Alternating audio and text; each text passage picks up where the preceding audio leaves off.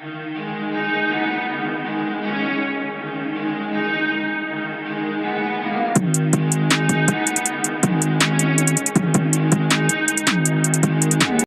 back to Car Beast, where we bring you the most iconic rides and the latest in the automotive world. Today, we're stepping back in time to take a closer look at one of the most polarizing yet fascinating cars in Porsche's history, of the 1999 Porsche 911, also known as the 996.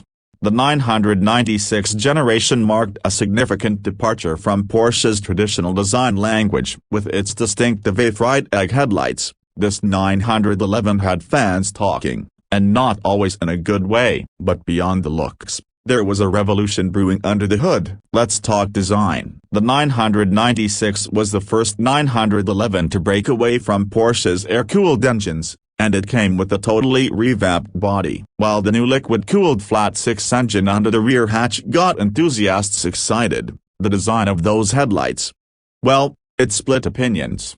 Many purists criticized the 996 for looking too much like the entry-level Boxster. But what Porsche was going for here was a cleaner, more modern look. The longer wheelbase, wider body, and smoother lines made it more aerodynamic than previous generations. And despite the controversy, this design has aged surprisingly well. Now, let's get to the heart of this beast of the engine. The 1999 911 Carrera packed a 3.4-liter flat-six that pumped out 296 horsepower. It might not sound like much today, but back then, this meant a 0-60 time of around 5 seconds, which was pretty quick for the time. And that engine sound, there's nothing quite like the flat-six scream at high RPMs. Porsche worked to keep the driving dynamics sharp, with rear-wheel drive and a 6-speed manual transmission. This made the 996 not only a high-performance machine but also an incredibly fun car to drive. Inside,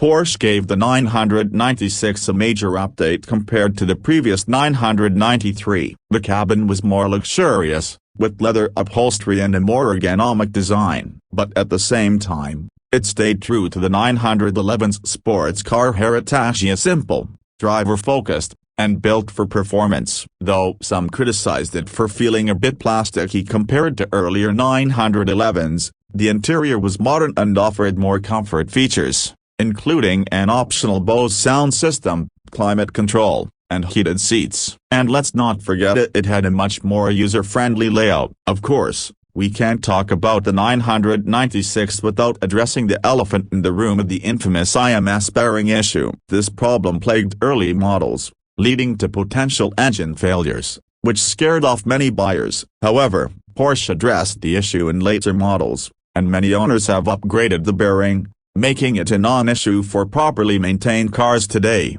So, if you're considering buying a 996 today, make sure to check if the IMS bearing has been replaced. With that sorted, you're looking at a reliable and thrilling 911 for a fraction of the cost of other models. The 1999 Porsche 911, 996, might be the most controversial 911, but it's also one of the most affordable ways to get into Porsche ownership today. It may have changed Porsche's formula, but that flat-six howl and the pure driving experience remain unmistakably 911. Love it or hate it, the 996 is a piece of Porsche history, and for enthusiasts, it represents a turning point for the brand. If you're in the market for a classic 911, this one is definitely worth considering. Thanks for watching Car Beast. Don't forget to hit that like button if you enjoyed this video and subscribe for more in-depth looks at some of the most iconic cars in automotive history. Let us know in the comments, what do you think about the 996? Was it ahead of its time,